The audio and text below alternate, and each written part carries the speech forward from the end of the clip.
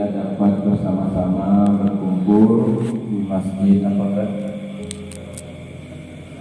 di Masjid Rodatul Muttaqin di Kampung Payarahan, ya. Dusun pendidikan dalam acara silaturahmi, juga zikir dari tersebut dan tausiah. Pertama, penghormatan kepada pimpinan kampung, Pak Datuk. Di sini Pak bilang Pak Datuk, ya. Pak Datuk atau Pak Kecil sama juga pimpinan. Juga Pak Sekdes, juga kepala dusun, juga ketua pemuda, ketua TPG, dan seluruh tokoh-tokoh masyarakat, ibu-ibu, semuanya yang dirahmati Allah. Alhamdulillah, malam ini kami sudah malam ketiga, ya. Malam ketiga di Tamiang, malam ketiga. Pada malam minggu pertama ada acara seperti ini juga, silaturahmi juga di Kampung Lalang, di Kampung Lalang itu kecamatan apa? Di Kampung Lalang. Kemudian tadi malam Seninnya kami juga kegiatan yang sama, silaturahmi di Kampung Babu. Desa apa? Pematang Durian.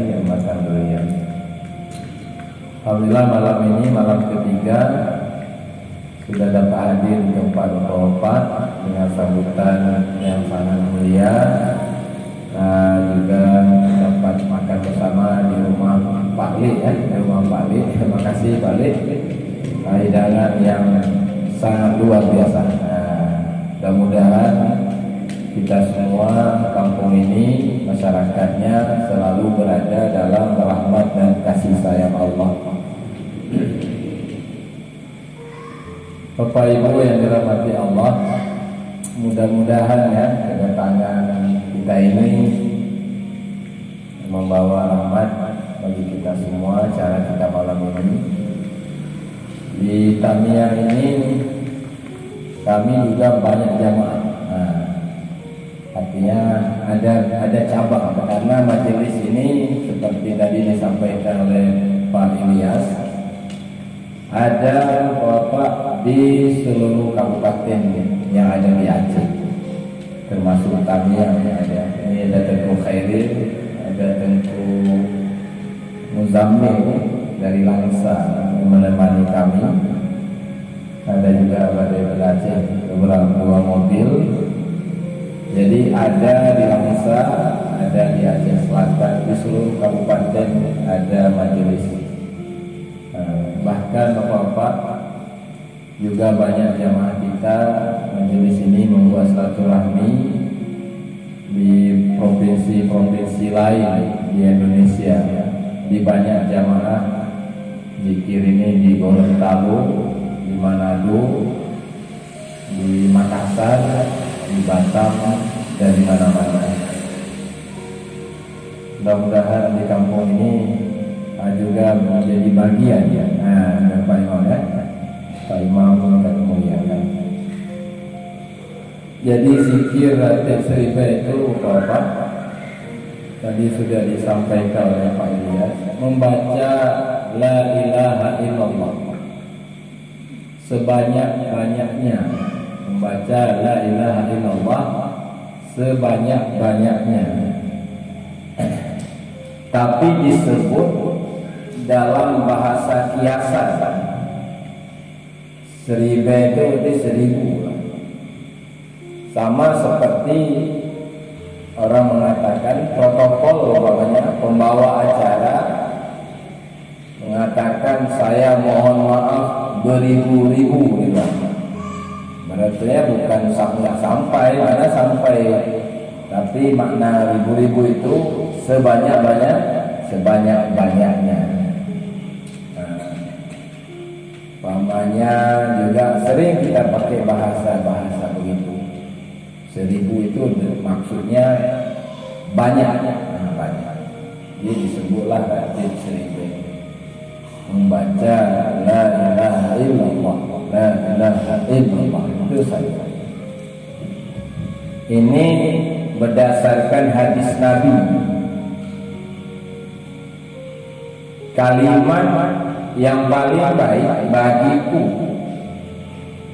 dan bagi nabi-nabi sebelumku adalah kalimat la ilaha illallah. Nah, itu dia dalilnya. Ada lagi hadis jadidu imanakum,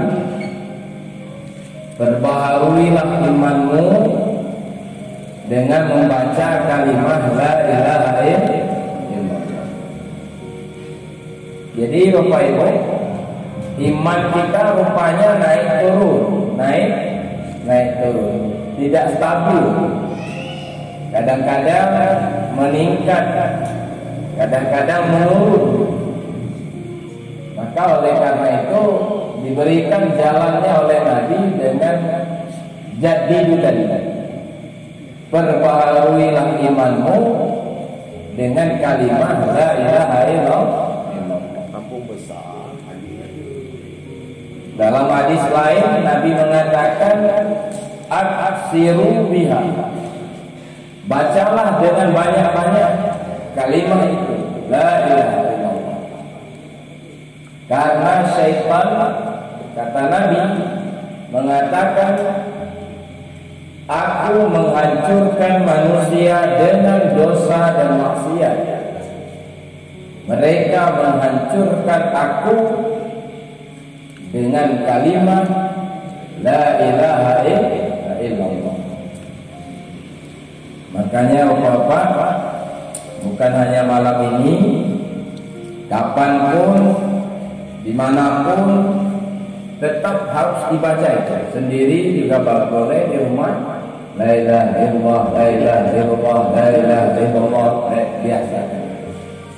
Itu makna daripada hadis. Karena iman kita perlu sama seperti sawit, untuk suburnya dibikin apa Pak? Pupuk. Sama seperti tanaman. Ini juga begitu. Maka ada istilah iman itu bersahaya. Iman, ada iman bercahaya dan tidak bercahaya iman. Saya pikir orang kami yang orang Aceh, ya kan Pak? Berarti kita yang Muslim ini sudah pasti semuanya beriman, pasti. Cuman imannya terkadang Bapak atau tauhid kita ini cacat. Cacat artinya begini. Termasuk saya yang ngomong ini. Nah, ini ngomong aja ini. Ya kan? Ini saling berbagi aja kita. Bahwa makna cacat, percaya kepada Allah. Tuhan itu Allah, nggak ada ragu-ragu itu. Yang mencipta langit dan bumi, Maha Agung, Maha Hebat. Percaya nggak Tuhan? Percaya. Yakin nggak ya? Semua umat Islam kalau itu ditanya semua ya yakin. Tapi tidak semua takut kepada Allah. Tidak takut. Ya Pak Imam ya? Tidak semua orang takut pada Allah. Orang kaya percaya Tuhan Allah, percaya. Apakah semua rindu pada Allah? Apakah semua mencintai Allah? Nah itu jawaban yang nomor 2 itu biasanya tersendat. Kalau percaya ya Pak, Tuhan Allah Maha Agung, Maha Hebat. Tetapi takut tidak kepada Allah. Ini masalah. Rindu tidak kepada Allah. Tapi kalau duduk dengan teman-teman ngopi umpamanya itu bisa bertahan berjam-jam. Tapi kalau duduk berzikir 10 menit sudah mengantuk. Jadi saya tanya, Ridwan, silakan masuk. Cacat enggak Pak iman kita? Bu-ibu, kita percaya pada Allah, Tuhan. Oh, sini, Ridwan. Tuhan Allah, pencipta langit, pencipta bumi, Maha Agung, Maha Hebat. Itu kita yakini Allah begitu. Tapi kita tidak pernah takut padanya. Cacat enggak iman? Cacat iman. Kita percaya Dia Zat yang maha sempurna, tapi kita tidak rindu padanya. Cacat enggak iman itu? Cacat. Makanya dalam biasa setelah salat tarawih, mungkin di sini juga ada orang baca doa begini, Allahumma ja'alna bil imani kamilin. Kan ada itu Pak? Ya Allah, berikan kepada kami iman yang sempurna. Nah, itu doanya. Karena ada iman yang cacat. Apa iman sempurna itu? Kita bukan hanya percaya Allah Maha Agung, Maha Hebat, tapi kita juga takut padanya. Artinya doanya begini, ya Allah, berikan kepada iman, bukan hanya mempercayai aku kepadamu, tetapi aku juga takut padamu. Aku juga rindu padamu. Aku juga cinta padamu. Ya, itulah makna Allahumma ja'alna bil imani kamil.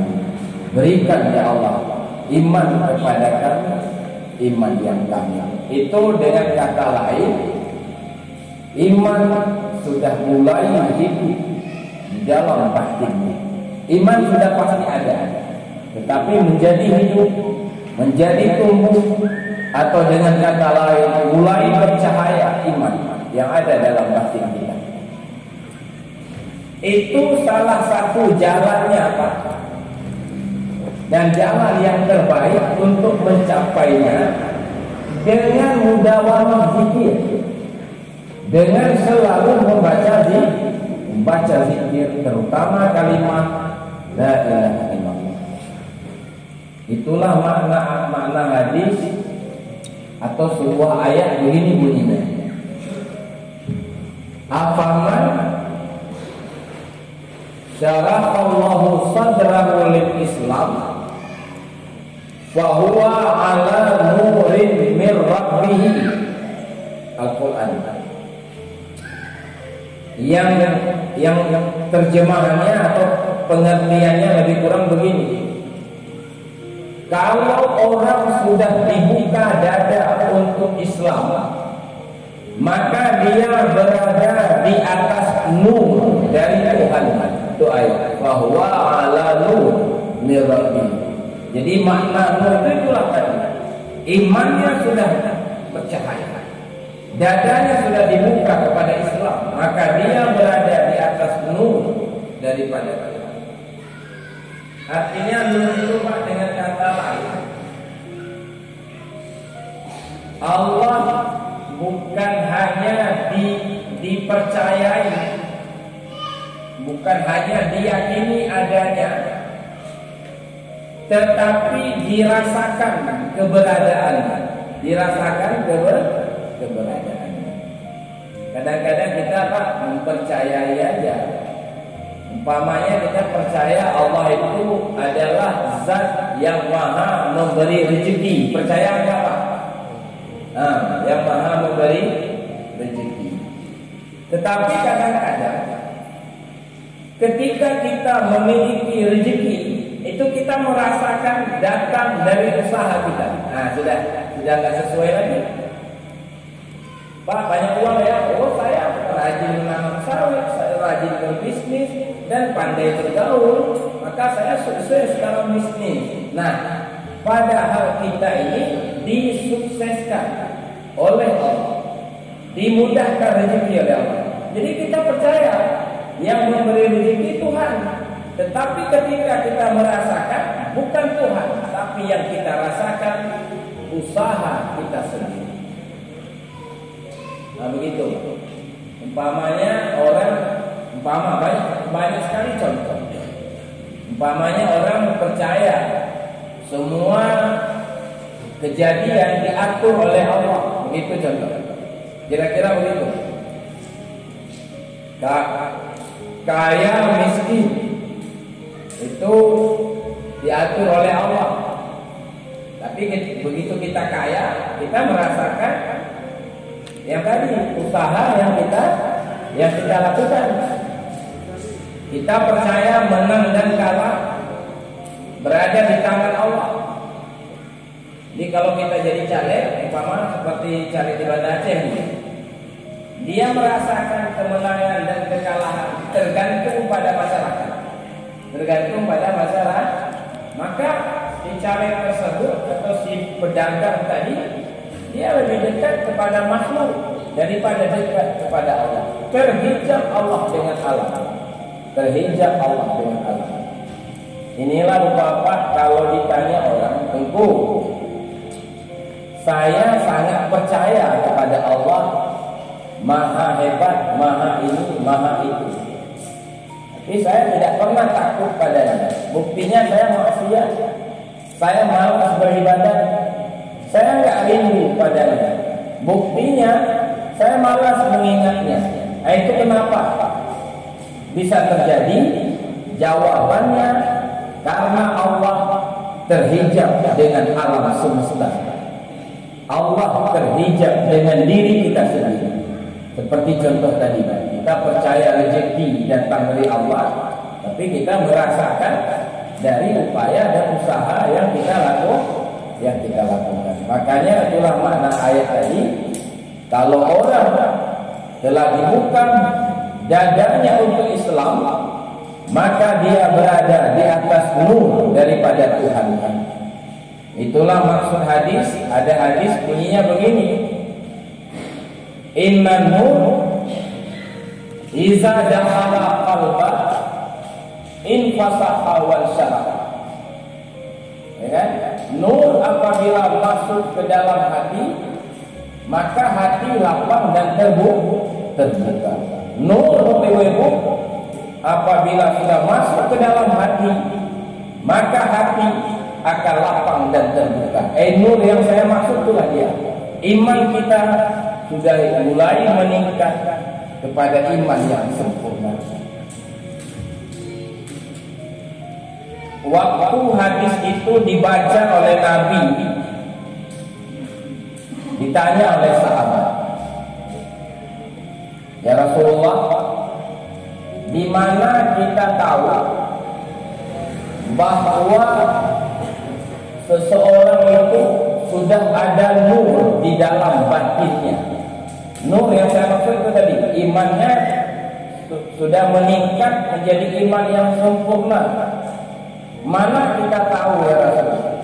Apakah ada tanda-tanda bahwa iman itu sudah mulai sempurna? Iman itu sudah bercahaya, sudah masuk nur ke dalam batin. Dijawab oleh Nabi, ada 3 tandanya. Berapa tandanya Ibu?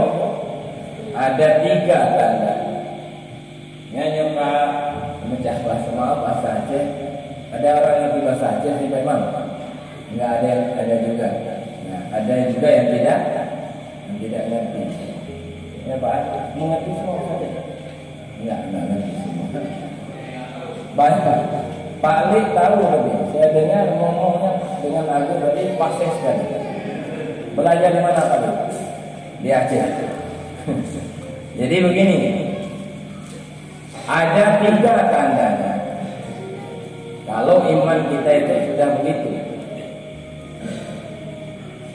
Pertama, ini menjadi ukuran aja bagi kita semua untuk memahami apakah iman kita itu sudah benar. Iman pasti ada, sudah benar, sudah baik, atau belum. Dari tanda ini kita melihat Pertama tandanya at-tajafi an dari huruf, itu tanda pertama.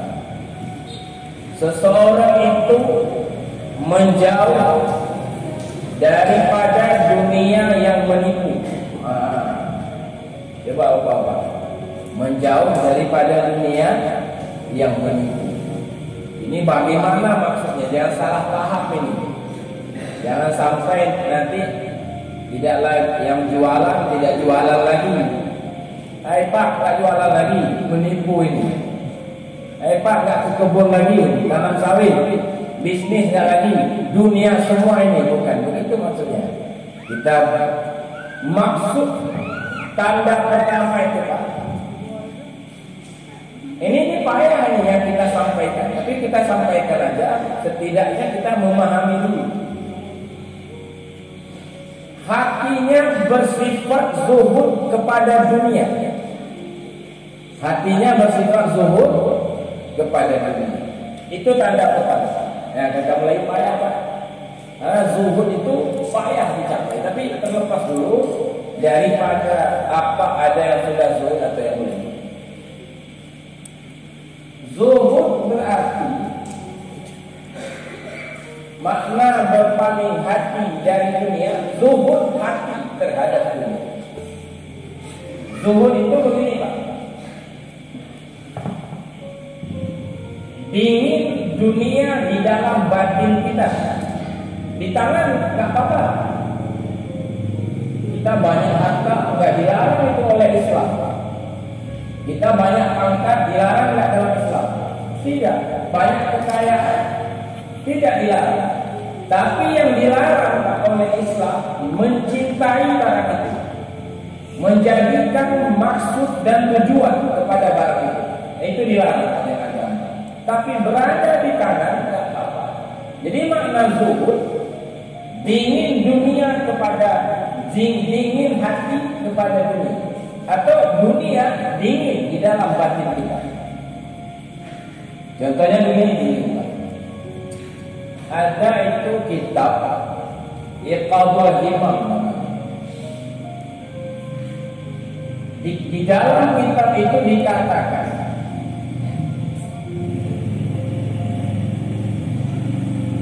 sama emas dengan batu biasa itu zuhud namanya.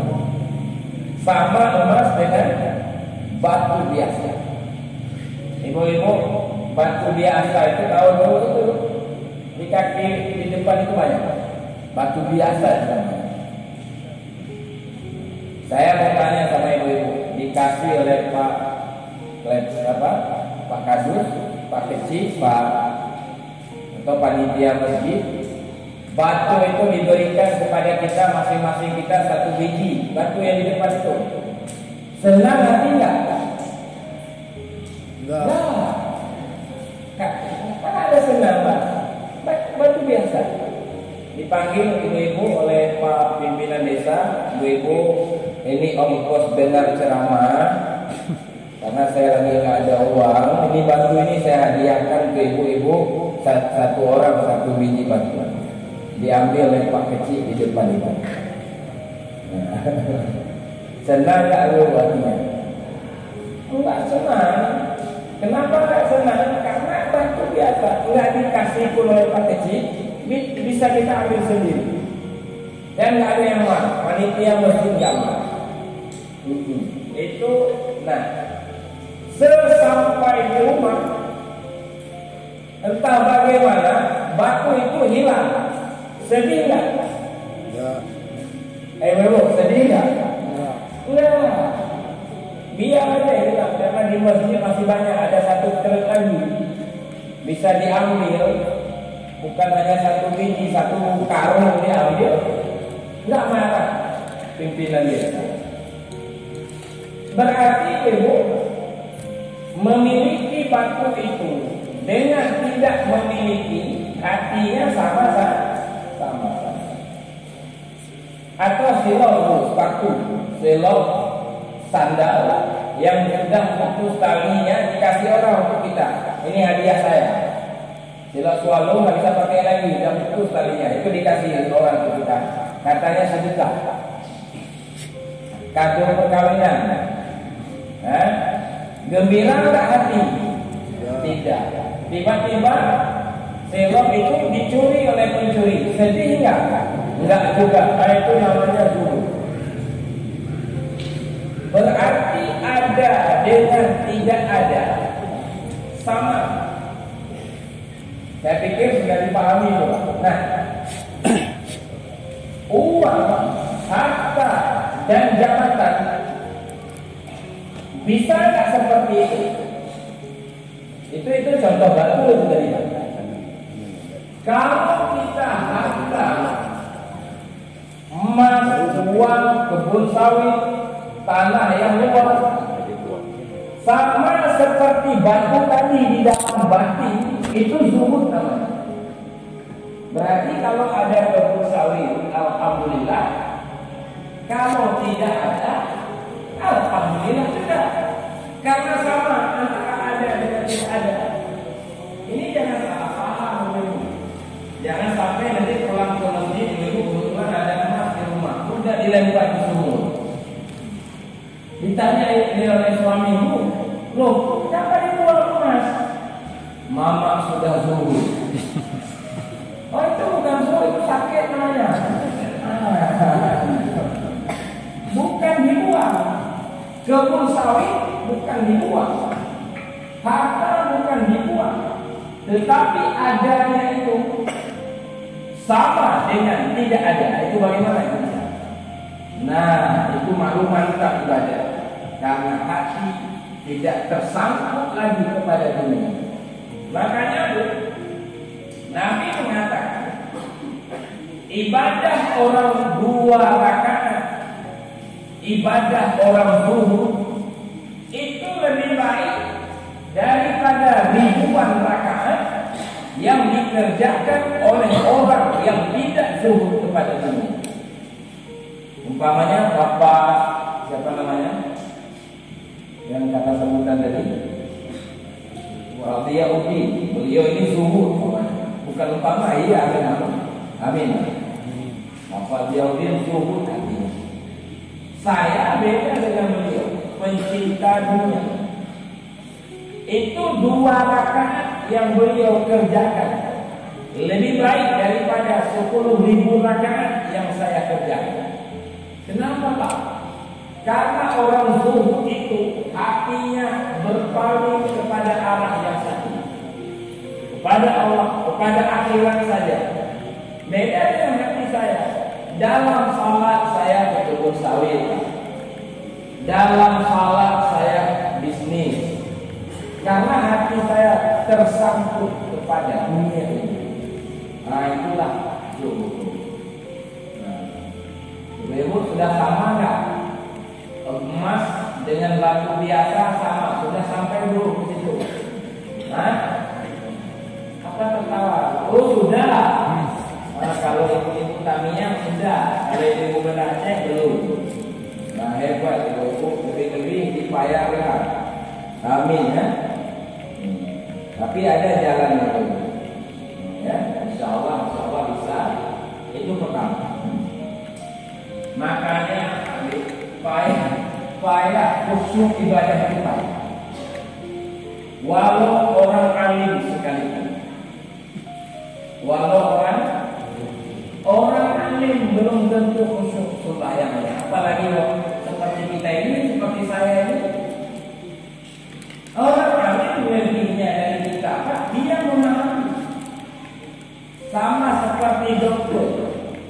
Dokter paling ahli dalam memahami ilmu kesehatan. Tetapi dokter itu belum tentu sehat. Sakit juga. Di Banda Aceh banyak dokter jantung mati gara-gara penyakit jantung. Di Tamiya nggak ada, kan? Di Banda Aceh. Berarti artinya apa? Begitu juga ilmu agama. Belum tentu orang alim khusyuk ibadahnya. Apalagi seperti ini. Cuma kelebihan orang alim dari kita, dia sudah memahami. Dokter kelebihan dari kita memahami ilmu kesehatan. Walau dia sendiri sakit juga. Kemarin dokter paru-paru Pak meninggal gara-gara penyakit paru-paru. Kan aneh. Baik. Sudah berapa tandanya itu?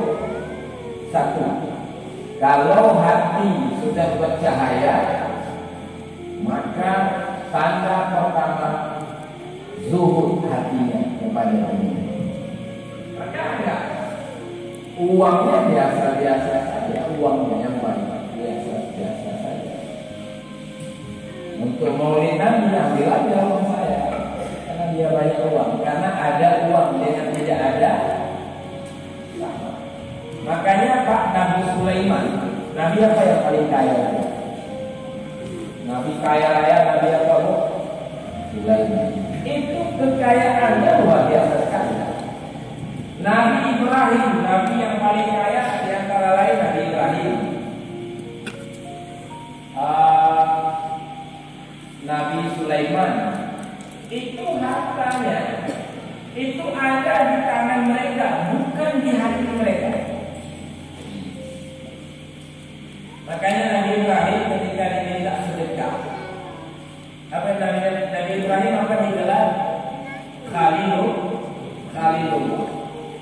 Itu ditanya oleh mereka, ya Allah, kenapa Nabi Ibrahim itu disebut Khalil? Khalil itu kan kekasih namanya. Kalau kekasih Allah, berarti dia tidak lalai dengan selain Allah. Tapi ternyata dia sibuk dengan kambing. Jadi Khalil kambing kenal, bukan Khalil Allah. Itu ditanya oleh mereka. Artinya dia sibuk dengan kambing. Kambingnya luar biasa, ratusan ribu, bukan puluhan ribu, ratusan.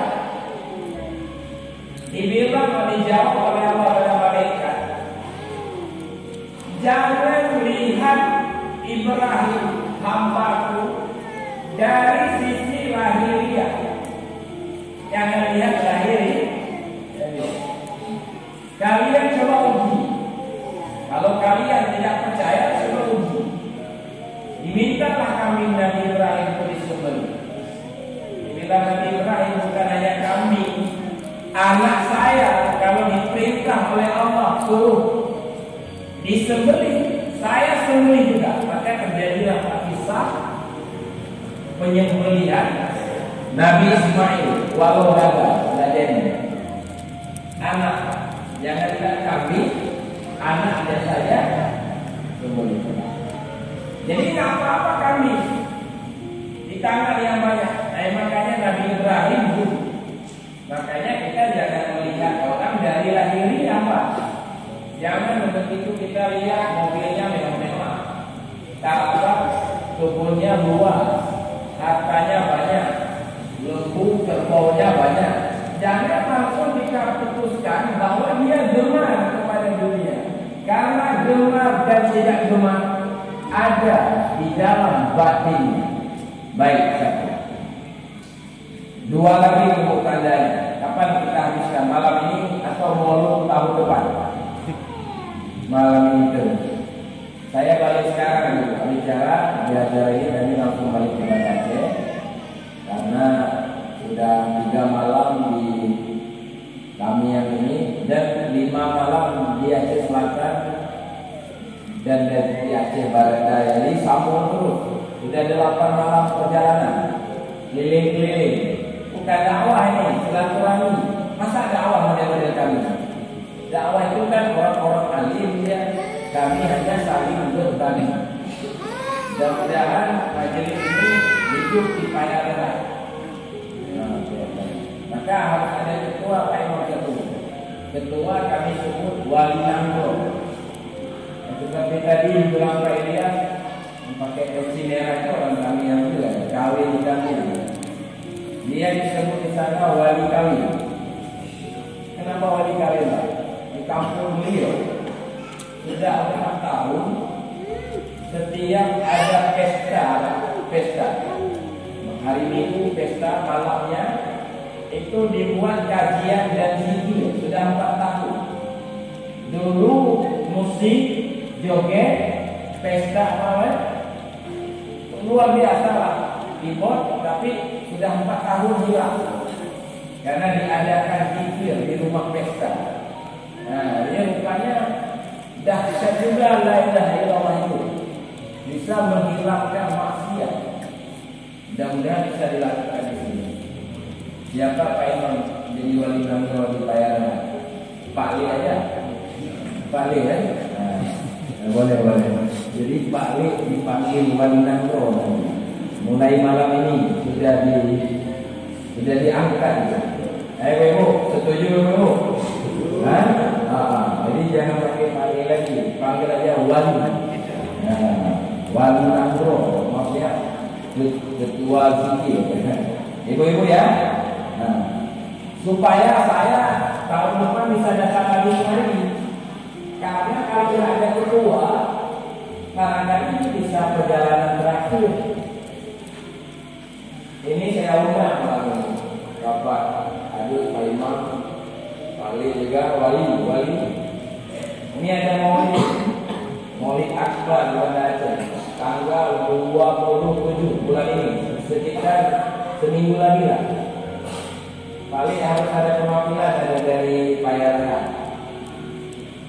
Di sana ada saya satu kampung dengan Pak Jamal Muku. Jamaluddin Muku ini suka beliau. Nah, jadi datang aja, tidur di rumah beliau, tidur di rumah saya. Paling ketua rumah karena lagi nanggung. Amin. Pak Imam ya, insya Allah bisa datang ya, Pak. Bapak ya. Supaya silaturahmi ini terus terjadi. Satu. Tanda yang kedua, tanda yang pertama, hatinya berpaling dari dunia. Bukan badan dia aja. Badan sibuk dengan sawit, badan dengan bisnis. Memang itu tugas wajib kita lakukan. Tapi hati kita bukan tujuan kepada barang itu. Karena kita sedang dalam perjalanan menuju kematian. Bila hati kita juga sama sawit, seperti Nabi Ibrahim, hati juga sama sawit, itu akan binasa itu. Tapi ternyata kambing Nabi Ibrahim, sawit kita, bisnis kita hanya ada di tangan, bukan di hati. Tandanya seperti tadi, Ustaz, dari mana saya tahu? Tidak ada lagi di hati saya. Ada dengan tidak ada sama, bukan? Ibu-ibu ada emas 50 gram, 80 manyam.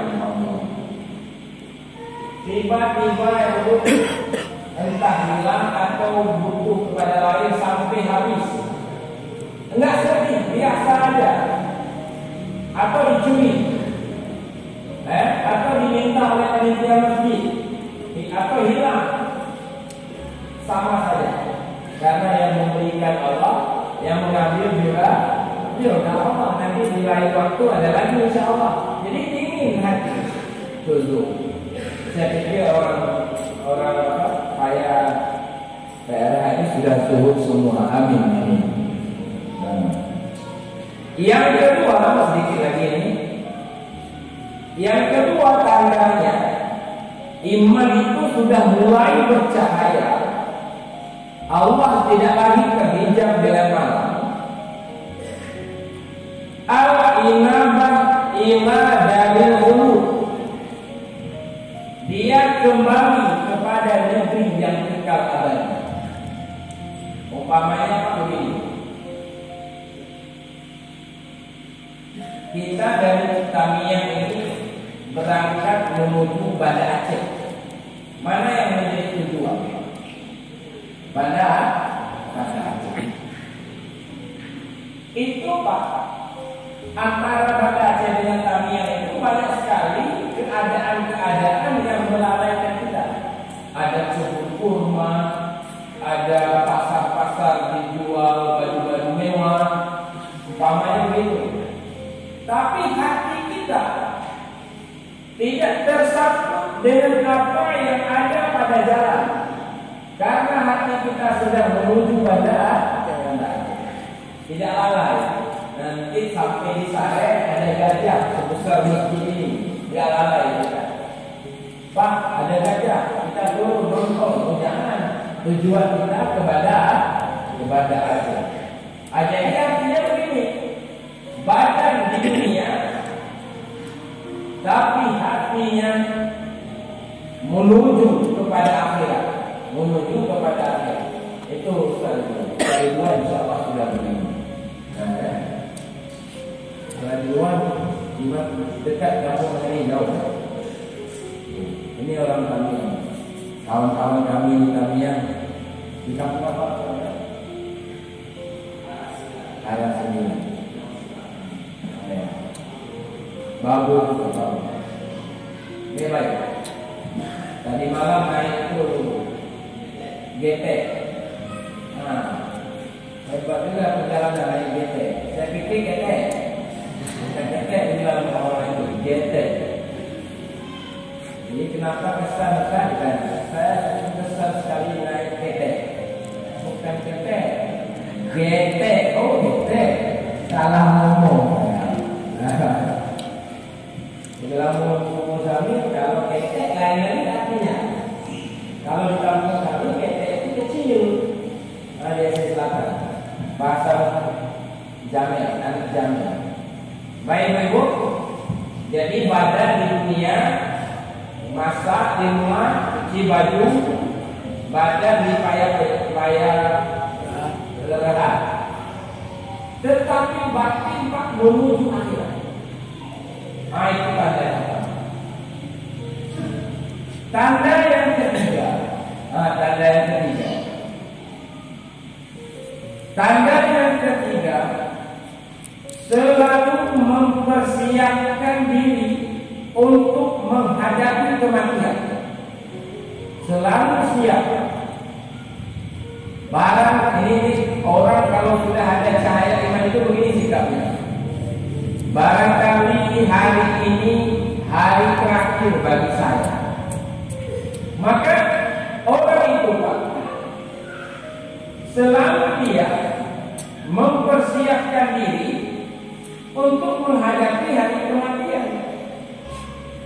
Tidak ada lagi padanya itu sifat-sifat ulul amal itu tidak ada. Ulul amal. Tahu itu ulul amal? Ulul amal itu yakin bahwa besok masih ada waktu. Itu ulul amal.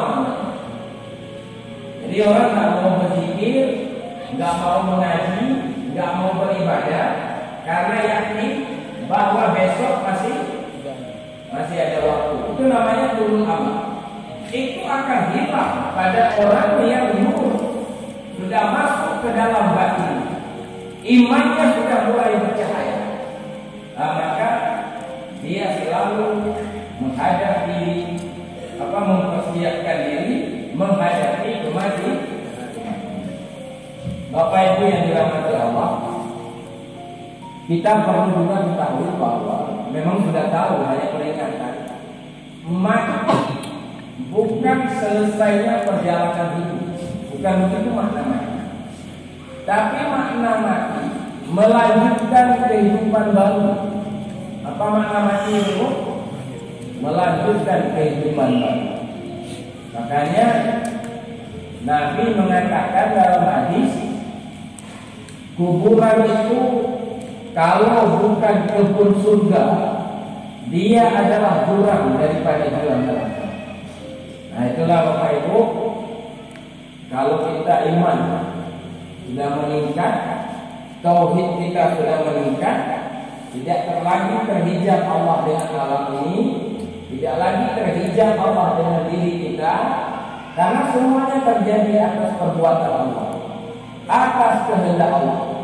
Kita kaya, siapa yang mengkayakan Allah? Kita punya kebun sawit, punya harta yang banyak, pemberian siapa? Kita masih hidup hari ini belum mati, siapa yang memanjangkan umur? Kita punya anak, punya istri, punya suami, pemberian siapa? Allah semua jawaban. Allah semua jawaban. Makanya ngapain kita selalu mengingat yang dekat Allah? Kenapa kita begitu akrab dengan makhluk? Kita mampu duduk ngobrol dengan makhluk berjam-jam. Kenapa kita melupakan pencipta makhluk?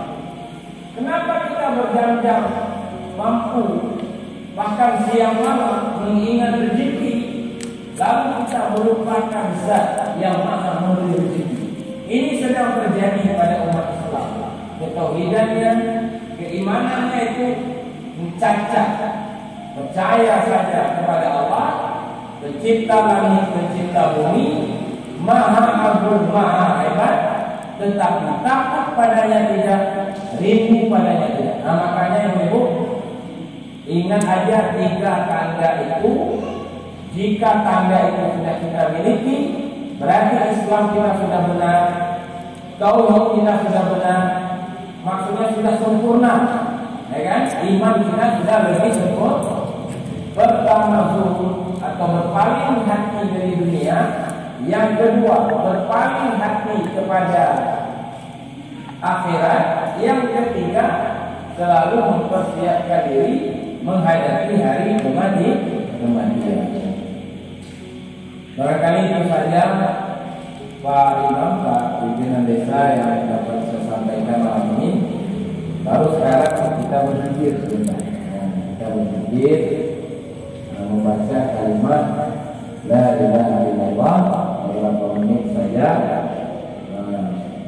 Insyaallah kita lanjut lagi nanti. Kapan lanjut lagi kali wali? Tergantung sama wali. Nah, sama wali mana? Ibu-ibu kan. Besok jangan panggil lagi Pak Ali. Siapa yang panggil? Ada ini seluruh Aceh ada. Nanti Pak Ali akan dikenal seluruh Aceh karena banyak wali-wali lain. Baik demikian kita berzikir sedikit ya. Astagfirullah.